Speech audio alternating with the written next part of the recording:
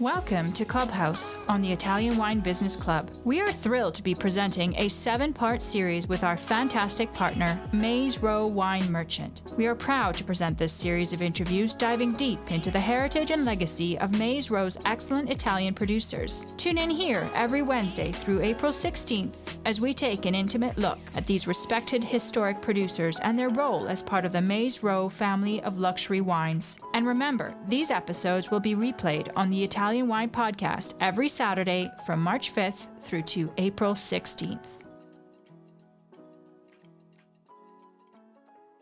Good morning from California. Good evening, Barbara, and everyone else in Italy. I'm Sarah Bray. I'm a wine writer and educator based in the Napa Valley. And today I'll be talking with another incredible woman in wine, Barbara Widmer, runs her family's winery Brancaia in Tuscany. This discussion is a part of a series celebrating the launch of Maze Row Wine Merchants in the U.S., and I'm so delighted to continue to dive into this portfolio of amazing producers. Welcome, Barbara. Hello, Sarah. Hello to everybody. I'm very, very happy to be today with you. And as you just mentioned, good evening from Tuscany. So let's dive in. And I'd love to start with your accent. It's not exactly Italian. So can you tell me a bit about where you're from and how you landed in Tuscany? Well, sorry, you're right. I'm not Italian at all. I'm from Zurich, from Switzerland. And my journey in Italy started 40 years ago. 40 years ago, my parents, they decided to spend the Christmas holiday with the whole family in Tuscany. And, they fall in love. They fall in love with the land, with the people, and of course also with the food and wine. And so they decided during this holiday trip that it would be a perfect spot for a holiday house. So they looked around and they found a small hill.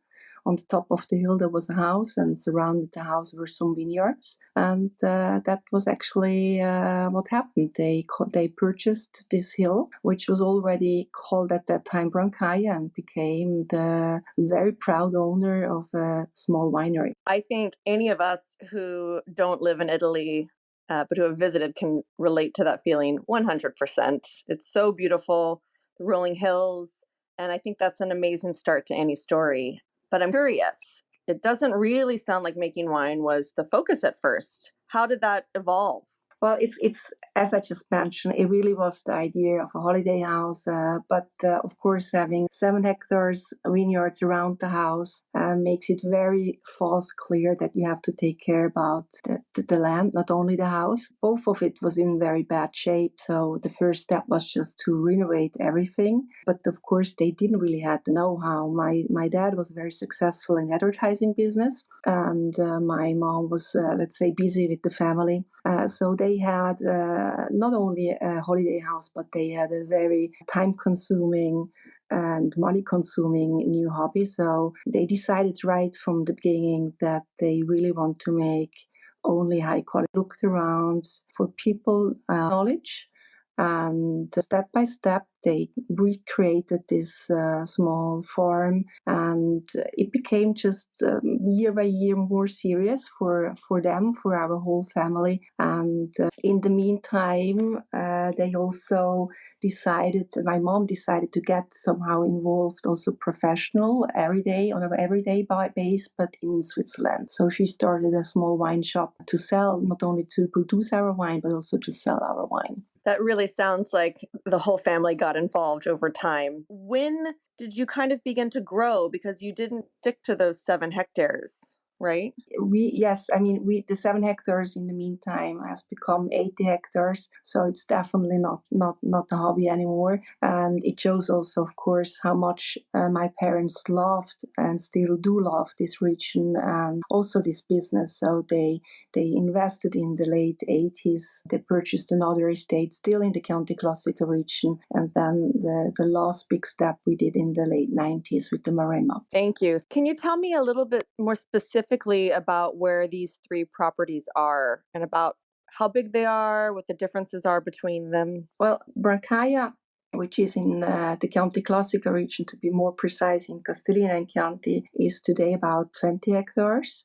and it is between, so we are in the countryside from Tuscany between Florence and Siena. And also the second estate they purchased with Roda in Chianti, which is today also around 20 hectares, is of course in the central part of Tuscany. And the Maremma do we call the south coast from Tuscany. There we have other 40 hectares. So those three spots, they are for a lot of things somehow similar, but at the meantime also very different. They are all, of course, in Tuscany.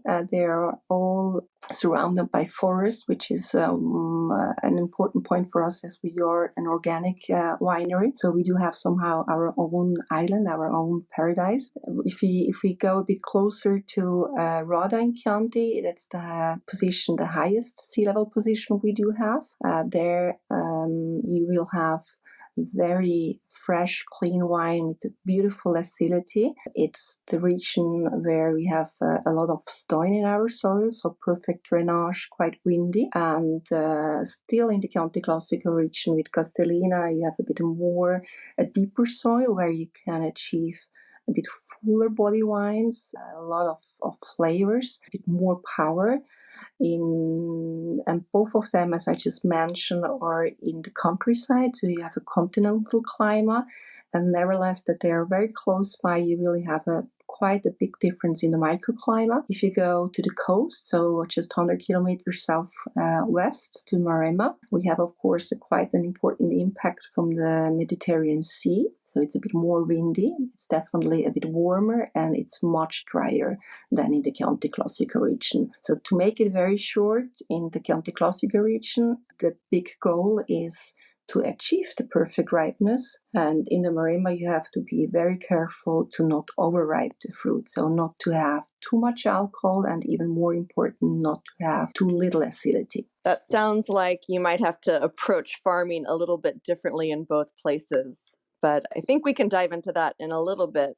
I'd love to talk about you and how you got involved. So with that continual expansion over the years, was the plan always to have you and your siblings join the business? No, I have to say I have very modern and very generous parents. So for them, the biggest wish was that my brothers as well as I, that we can choose whatever we want to do in our lives. And they supported us always, and they do still support us. So for me personally, when they started to ask me, I was probably around 16 years old when they started to tell me why you can't become a winemaker. For me, it was not the question. Actually, I couldn't imagine myself to become a winemaker, not only because of the profession, but there is no doubt about that. With 16, for me, the idea to take care about winemaking every day, the whole year round, was just not something I could imagine, and also not an unimportant point was the idea of moving to Tuscany. I just started to go out in Zurich, and I thought that it was quite fun. So moving to the countryside from Right. Tuscany was like, oh no, no way. So, and my brothers, they also never ever had the idea to become winemakers. Today, instead, of course, I'm very happy with my decision. I took many years ago, and my brothers, they're still not in the daily business at Brancaia, but they do support me, as my whole family is supporting me. One of my brother was in the advertising business as my father, and is today an entrepreneur, so he's helping me with questions of communication and marketing. And my other brother is actually a lawyer and a financial specialist, so whenever I have some legal questions or financial questions, of course, he will help me out. Well, that's helpful. Good to be supported. It is. And I can imagine being 16 and saying, heck no, I want to stay in the city. It's way more fun. So what eventually drew you to joining the wine business and specifically to winemaking? Because you can do the kinds of things your brothers do and be involved, but you really studied winemaking. Was there a moment you remember that changed your mind? Yes, absolutely. I mean, I started to study architecture, and then I still love it, and I have to say I have and still have a lot of different interests. But at a certain point, I started to realize that I may want to become a great architect. I have a very clear idea of my own taste, which is probably totally wrong, but it's just how I am. And I have very big difficulties to adapt my taste to other people's taste. And I thought this is not really what a character you should have as an architect. So I was a little bit frustrated with myself, and I went for a summer holiday to Tuscany, a late summer holiday. Which sounds now very, very strange, but it was my first harvest because Swiss holidays are always before or after harvest. In 1993, I really had my first harvest, and this was just very inspiring. It was beautiful. It was fun being with those people. It was fun going into the vineyards. It's just something so beautiful to pick a ripe fruit, bring it to the cellar, having a sip of juice, and then seeing just in a few days how this juice becomes wine. So this was really for me a very special moment. And so during this holiday, I called my parents and I asked them if I can take a gap year from my studies as an architect and try to find out if wine is my way to go. I'm sure they were happy to have that phone call. I guess they tried to hide it, but I'm pretty sure that they were very happy about my call. And so, of course, they agreed. And I was looking for a stage in a winery, and I found a very beautiful place in Switzerland, which was at that time, and I think it's still the biggest organic winery in Switzerland. And they said suddenly, yes, of course, I can come. And so I was with them for 12 months. I did 6 months every day in the vineyards, which was very helpful and is still very helpful, this experience. And then I had other 6 months every day in the cellar. And honestly, already the first week was for me so clear that I was on my way. Oh, wow. It's so important that you got to see the full cycle of the winemaking year and how the vines changed and got to be in the cellar for more than just harvest. That's exciting. Yes, it is. It is, and I was very lucky to have very open-minded people in this winery. So I was really able to see everything. I was from the first day a part of the team, and I mean, we are speaking more than 30 years ago. So I would say very modern for 30 years ago to give a young woman without any experience, not even in gardening, this opportunity. So then did you go study winemaking officially after that? After that, I went to university and I studied winemaking. Yes. And then when did you move to Tuscany full time to be at Brancaia?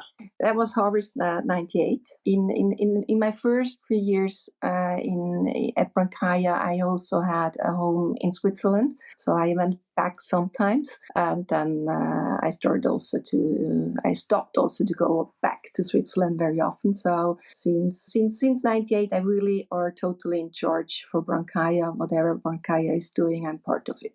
Well, I want to go back to your first experience in Switzerland working with an organic winery. I think that's really something that sounds like it's informed you going forward because you've spoken about the land quite a lot. I'd love for you to talk a little bit about your philosophies and maybe even some of your views on land stewardship.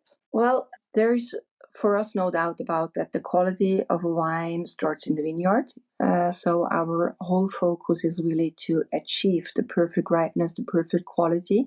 We believe actually that each single block we do have in each single spot, so in Rada as well as in Castellina and Maremma, does have the potential to become our top wine. And let's say, in other words, we really do dream to produce only high quality grapes, and we do fight for this dream. That means that in every single second, we just do whatever we can do, and we stop dreaming only the moment when we do pick the grapes. That doesn't mean that we don't want to make high quality wines afterwards, but as soon as you pick the grapes, you do have to accept the reality and you have to do the best out of it. If it would be a pity not doing the maximum in the vineyard, it would be also a big pity if you would do too much out of a grape in the cellar. So you have somehow to accept where you are and what you have, but each single block is really cultivated by its own. It will be handpicked by its own. It will be vinified and matured by its own. So we can follow each single variety, each single position, just till shortly before it's bottled. So we can also get a lot of knowledge out of the young wines, out of the wines, of things we may have done perfectly well or of things we may have to change in the future. That's interesting. You were talking earlier about the differences between the two properties in the Chianti Classico and the Maremma. So do you have the same grapes planted everywhere to the same degree, or are you modifying your plantings based on these microclimates? No, our focus in the Chianti Classico region is definitely on the Sangiovese and on the Merlot. We do have also some Sangiovese and Merlot in the Maremma estate, but if I could start or would have to start today by zero, I wouldn't plant Sangiovese and Merlot at our spot. I would love to underline that if I do speak about Chianti Classico or Maremma, I of course speak about our estate. Both regions are big regions. That means a neighbor made us have a different experience and different opportunities than we do have. But in our spot at the Maremma, it's really extremely dry and hot, and the Sangiovese and Merlot, they do suffer. So I have actually beautiful experience there with Petit Verdot, Cabernet Sauvignon, and Cabernet Franc. Those three grape varieties do mature perfectly well by dry farming. The Sangiovese and Merlot, unfortunately, do need irrigation. So it sounds, though, to me that you then plant less of those there because it's so hot and dry, because you're not looking to use irrigation. Is that correct? Well, for them, I have to use because otherwise they wouldn't mature. But it's definitely something in the near future. I also would be happy not having any more. So our focus is on grape varieties which are maturing by dry farming. There, we believe that by dry farming we can achieve a better and more interesting fruit, a more authentic fruit than with irrigation. And plus, of course, we do have always in our mind the ecological point of view. And of course, if I am at a spot where I can mature perfectly well a grape without using any water, then I just think that it makes more sense. I think that makes a lot of sense from a quality perspective as well, just trying to make sure you're connected with the place you're growing the grapes. Yeah, you have the roots, they are going just more into deepness. We are convinced that by dry farming we can achieve some flavors which are not only flavors from the grape varieties but also from the location, from the spot where they do grow. And that's very much a point which we are looking all the time. We want to produce wines with a very strong link to the spot. And of course, from our point of view, dry farming helps to achieve this connection. So it sounds like dry farming is important to you as a tool in your kind of views on sustainability. But what else are you kind of thinking about and looking at? Well, when we are speaking about sustainability, we actually try to look at it in a 360 degrees view. That means from an ecological, economical, as well as from a social aspect. And when we are speaking about social aspect, of course, our people, our team is in the middle of it. We really want to give them a clear feeling that they are part of the Brancaia. We need our people. We need them to do their best work. Otherwise, we can't achieve the quality we are looking for. Therefore, we actually try to stimulate them to make courses. We will go with them to visit other wineries, sometimes with the whole team, sometimes in smaller groups. Of course, we as a team building, and as we just spoke, we have different spots, so not everybody is every day together. So we try to bring those people regularly together, and of course we are keen to get feedbacks from them to try also to improve wherever an improve is needed. I think it's actually so important that you make this point about kind of the social and the human side in winemaking.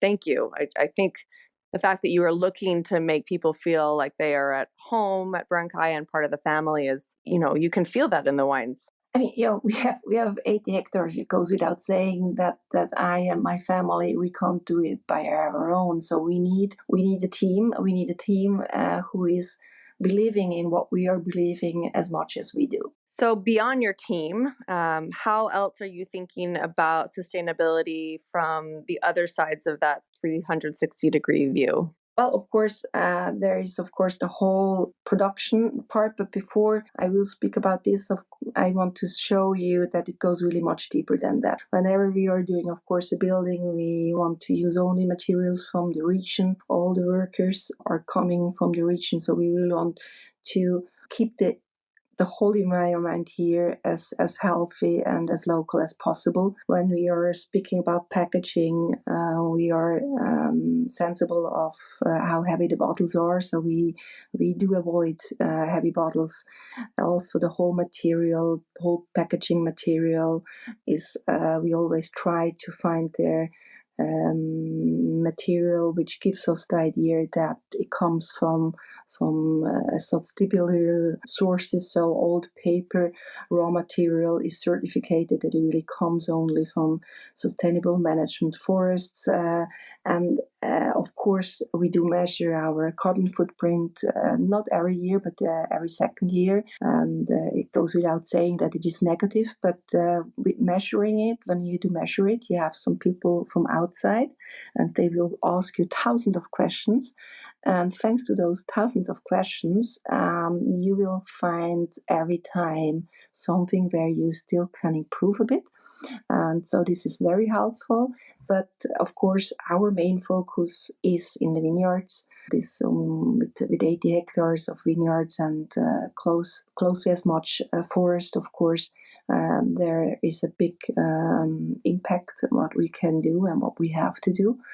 And so it goes without saying that we are an organic winery. All our vineyards are the whole year round cover crop. So that's probably a very important and great point for a winery. It's true that our focus is to produce grapes, but if you have cover crop, you are actually not in a monoculture situation, because you have in between the vineyards, you have a lot of different other plants. You have flowers, you have grass, so you can create really a flora and fauna which can be in a really healthy balance to each other. So we can totally avoid any kind of pesticides and herbicides in our vineyards, and we can really see that all those steps do bring back a balance into our vineyards, and we do have definitely in the meantime more birds, and we do help them also with some bird boxes. So there we already did a lot, and we will do even more in the future, just to get the balance back to nature, which is for us the way to produce not only healthy, but also better quality and more typical grapes. It sounds actually that the ecological and economic sides of that sustainability equation actually relate to one another. You can protect the environment, and then you don't have to pay for the pesticides and herbicides. And yeah, it's not a compromise. Yes, right. I like hearing the way you're thinking about it as benefiting one another. Are you also seeing the benefits from a qualitative perspective, doing all of these things? Are you feeling it in the wine? Yes, we are really convinced that our grapes, they do ripe better, and they do ripe also more in a more authentic way. They do have more link to the position where they are. We do have, if you have a look today at the wine industry, I mean, we are wine lovers and we are extremely spoiled. We have great wines from all over the world, and every year you will have even more great wines. So this is, of course, as a wine lover, as a wine drinker, this is outstanding from my point of view as a winemaker. This, of course, means also that I do have as much concurrence as never ever before. So what can I do to make our wines different to other wines? And there is actually, from my point of view, a very simple solution to it. And of course, the solution for Brancaia is, from my point of view, the same solution for everybody else. The one thing I do have very unique is my land, my vineyard. There is nobody else producing wine at my vineyard, my grapes.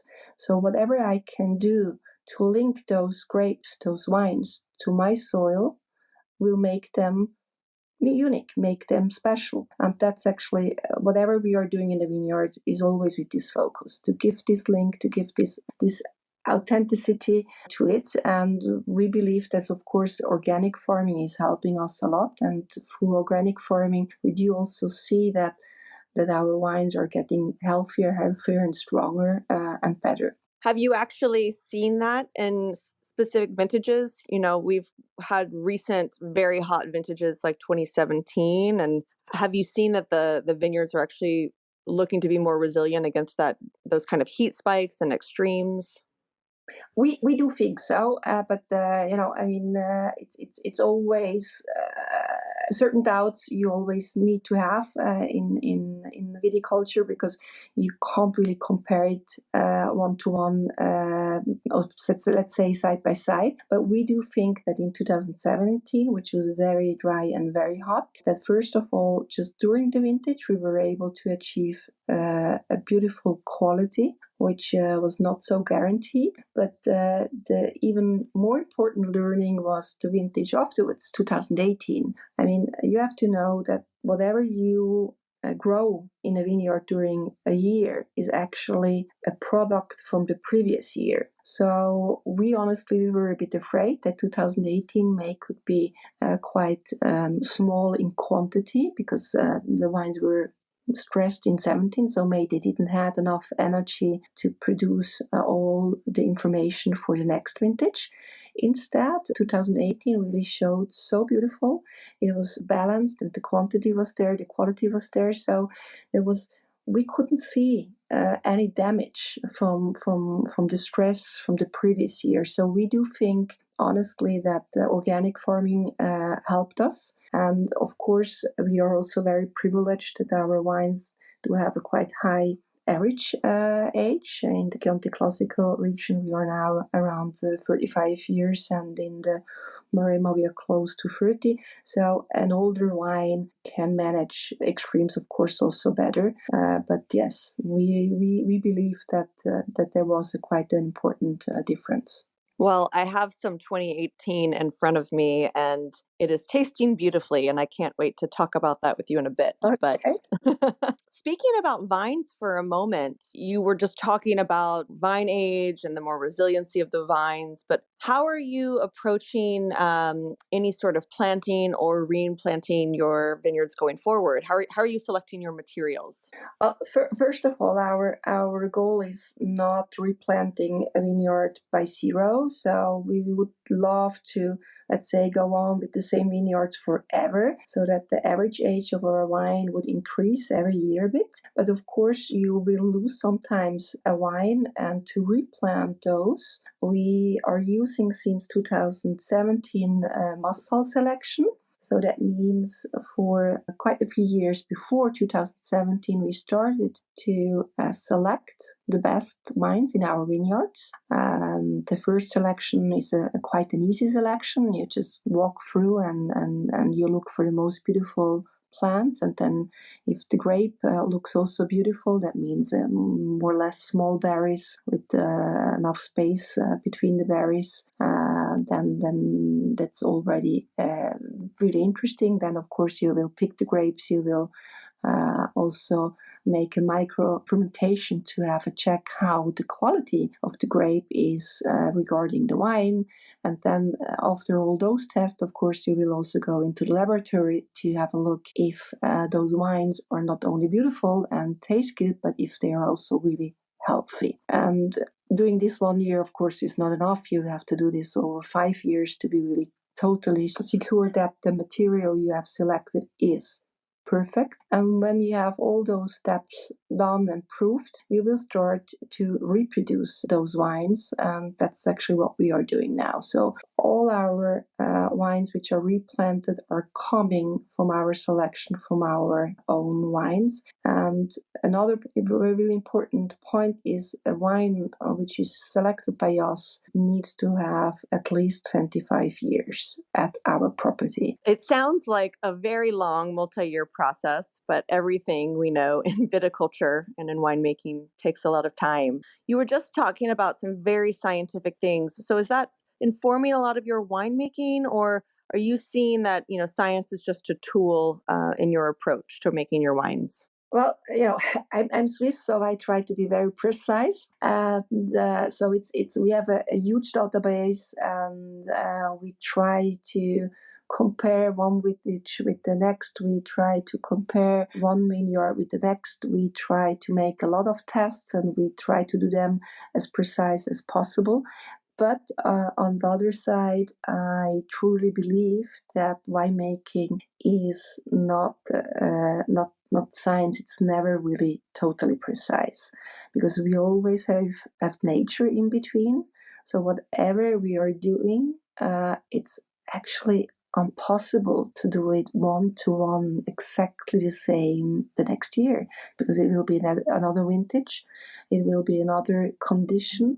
So for me, winemaking on high level is honestly a bit more philosophy than science. You have to believe very much in what you are thinking. On the other side, you have to try to be open-minded to try new things. And this balance between being extremely convinced in something and at the same time being open-minded makes it very interesting and very challenging. Talk about how many different wines you are making. Well, we are doing actually one white wine and a rosé, but of course it goes without saying that our main focus is on our red wines, and we do have 6 different red wines in our portfolio. In the Chianti Classico region, we are producing a Chianti Classico Annata. It's 100% Sangiovese, very light, fruit-driven, beautiful, high acidity. And we have a Chianti Classico Riserva, which is already more structure, more body. It's 80% Sangiovese, 20 Merlot, and matures for 16 months in barrels, in small barrels. And so instead in the Maremma, we have Ilatraia, which is our flagship wine from our Maremma estate. It's a beautiful blend of 40% Petit Verdot, 40 Cabernet Sauvignon, and 20 Cabernet Franc. And then we have, let's say, the little brother of Ilatraia, we call number 2, as it is the second wine from this estate. And it's 100% Cabernet Sauvignon. And then we have what we call a baby super Tuscan. It's Brancaia Tre. It's a blend of both regions. We call this wine Tre because it's a blend of the Castellina, Rada, and Maremma, and it's also a blend of 3 grapes, Sangiovese, Merlot, and Cabernet Sauvignon. Our top wine in the Chianti Classico region, it's a Super Tuscan, and the name of the Super Tuscan is Il Blu. That's the lovely wine I have in my glass, and we can dive into it. We have some special things to talk about. That sounds good. The packaging of Il Blu, which anyhow, Il Blu packaging is always for us very special because our very unique label, this square, this blue square and the black square inside, is a label designed by my father 30 years ago. And may you can imagine how special this label design was 30 years ago. So when we had last year with the 2018, our 30 years anniversary, of course we had somehow the issue to do something special. I mean, it's your anniversary. You want to celebrate it. You want to speak about it. You want to show to people that you have to celebrate a very important milestone in your work. And so we fought for quite a while, and it took us not so long to be convinced that whatever we wanted to do, it had to be a Brancaia label. It had to be very clear anil blue label. So again, there are not so many things then you can change and you can work on. This process was very interesting for us because we learned again that with just a few little things, you can actually change a lot. So for the first time in our history, we used a different kind of paper. The Brancaia labels never had a structure. Now they are a cotton paper, so it feels thicker, it feels more natural, it feels somehow warmer. And the black inner square become golden, which gives us, of course, the idea of anniversary, of celebration, and makes it even more elegant than it has been before. And then it does have a beautiful wooden box, and on the top of the wooden box, our logo is actually done with a recycled metal plat. So it gives also the idea of recycling, but it gives also the idea of something that does change with time, which we do think is a perfect fit with the wine, which is of course also changing with the time. Well, I think it's quite striking and is a lovely update to something that was already quite modern. And I know you said your father was an ad man, and I'm sure he brought some of his aesthetic to the wine as well. So it's a beautiful update on a pretty timeless label. Thank you. So beyond just the packaging, can you tell us a little bit about what you taste in the wine and what you love to pair with this? Well, first of all, Il Blue, it's as I mentioned before, it comes from the Chianti Classico region, but as we don't follow the rules for the Chianti Classico, it's an IGT, or what you normally call in the US a Super Tuscan. It's a blend of 80% Merlot, 10% Sangiovese, and 10% Cabernet Sauvignon. We pick, of course, the grapes only by hand. Each single block, as I mentioned before, will fermentate separate and will mature separate in barriques, so small barrels. And 2/3 of them are new and 1/3 already used. It matures in the barrels for 18 months. After the 18 months, we will do our last tasting at the barrels. We will taste each single barrel just for the last quality control. Then we will blend the whole quantity, and then the wine will mature for other 3 months in a concrete tank. It's an untreated concrete tank. That means the wine does have a direct contact with the concrete material. This is very important to us because we do like to have this little micro oxidation going on, which softens the tannins even more. And it really helps the wine to become one unit. You know, you have to imagine before each single barrel, which is 225 liter, was for 18 months by its own. And then it does have just 3 months to get the unit. And then we will bottle the wine and keep it for at least 1 year in the bottle at the winery before we sell it. As wine, of course, to focus clearly on the Merlot with 80%. We have a very full body, elegant wine, a lot of fruit flavors, but there are also some flavors of soil, of herbs, and then in the mouth, it actually will be. It's an elegant wine, so you have pretty high acidity, but not in a way that it would be dominated. So I would say all ingredients are very well balanced, and you have the tannins very mature, extremely well integrated, and it remains in your mouth really for quite a while. So I actually want to have an hour sip, but I had it just an hour before my first sip, and it remained in my mouth for quite a while. You can actually enjoy it right now. I would probably recommend it to decant it an hour before, but of course you can keep it easily for quite a while. And if you say quite a while, I would say at least 20 years in your cellar. Yeah, I think it has a really beautiful freshness. I poured my glass about an hour ago as well, and it started out so fruity, and you could really get that juicy Merlot. And now I'm getting a little bit more of the Sangiovese structure, maybe a little bit of the minerality on the finish from whether it's your site or the concrete at the finish. It's really quite lovely. Yeah, it's Brancaia wines are wines which are going perfectly well with food. We are foodie people. We are always in the kitchen and having some food and wine. It doesn't really have to be always a fancy dish. It can be also just the perfect piece of cheese. But of course, this wine I do think goes extremely well with red meat. And personally, I would say my favorite, of course, not coming from Tuscany, but living in Tuscany, I would go with the bistecca Fiorentina. Any kind of real big, nice meat goes extremely well with this wine. Yeah, I also would like to just note, for those who haven't had it, there's a lightness, so it's got the acidity, but it's also not too heavy of a wine. So I think that does go quite well with food. It doesn't always have to feel like it's packing a punch to balance with some heavier meats. So I look forward to trying it with a steak sometime. That's good.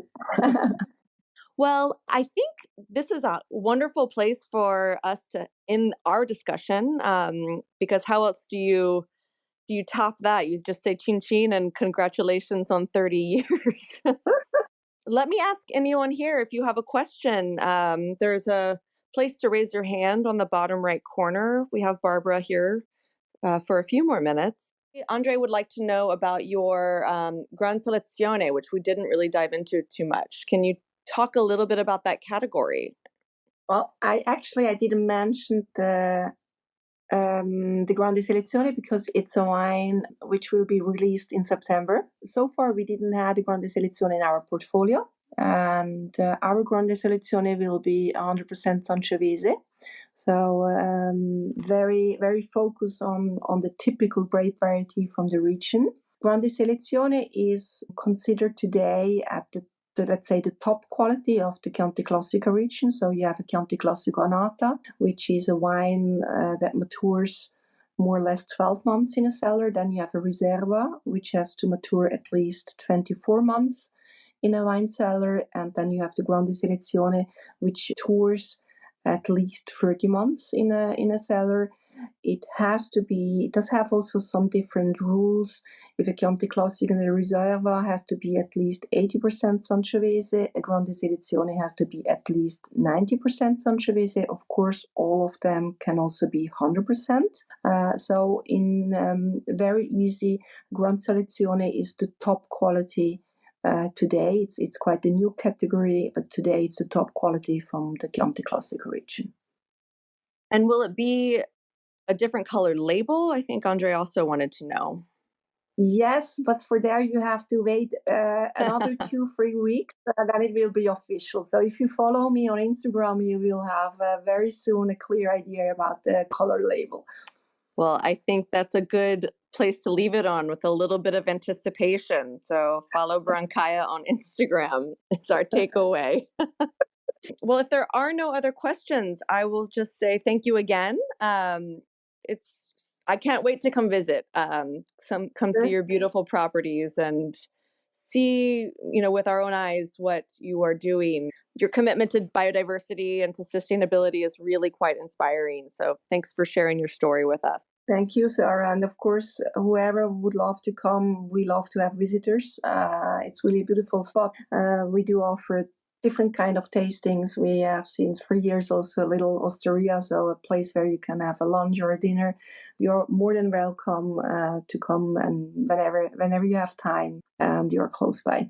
Fantastic. Well, thank you all. We hope you enjoyed this episode of our new Maze Row Wine Merchants series that focuses on excellence, family, legacy, sincerity, and innovation. Tune in next Saturday for the next installment featuring another in-depth and intimate conversation with the heritage Italian wine producers that form the core of the Maze Row Italian wine family. To learn more about Maze Row Wine Merchant and today's featured producer, see our show notes and visit their websites. Don't forget to subscribe and like our show and tune in to the Italian Wine Podcast wherever you get your pods.